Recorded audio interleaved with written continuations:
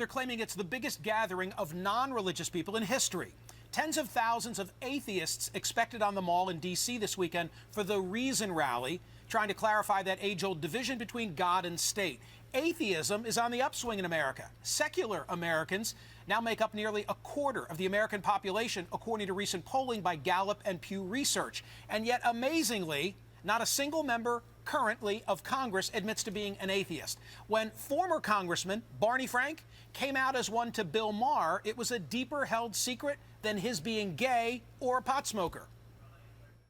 You could come on this show and sit next to a pot-smoking atheist and it wouldn't bother you.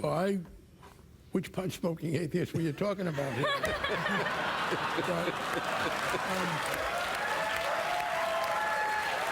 Oh, you are liberated. Woo. Among the many celebrity speakers at the Reason Rally this weekend, Bill Nye, the science guy, the rapper Method Man, magician Penn Jillette, and my next guest, who you surely remember from her portrayal of Pat on Saturday Night Live, Julia Sweeney. She also did a one-woman show called Letting Go of God. Julia, thank you for being here. If a quarter of Americans are secular, you know there are atheists in the Congress. Why this remaining taboo?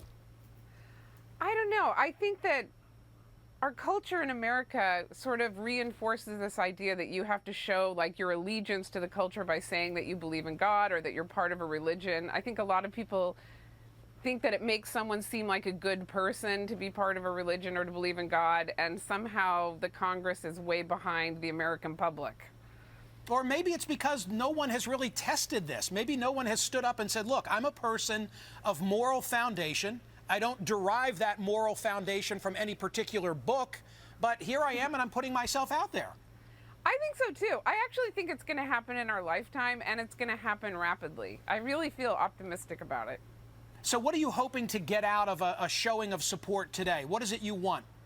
Well, I really want the American public to see it. I want people to realize how many people there are out there who don't identify with any religion. We call ourselves the nuns. That's another way to describe us. We're 25% of the public, and I suspect it's actually maybe double that if people just admitted to themselves what they really felt. And I want our laws of our land and the Congress to not be so influenced by the culture of conservative religious thought, which it really has an outsized influence, the conservative religious people in Congress and in the laws of the land.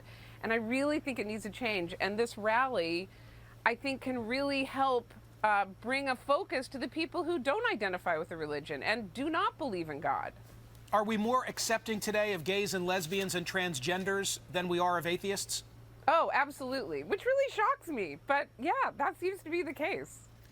Finally, I wonder if there's a semantic issue here. Maybe atheist is too harsh a word. Maybe like liberals became progressives. You need a new label. I think that's true. I mean, there was a word bright that was thrown around for a little while a few years ago that didn't seem to work, and I don't think that works.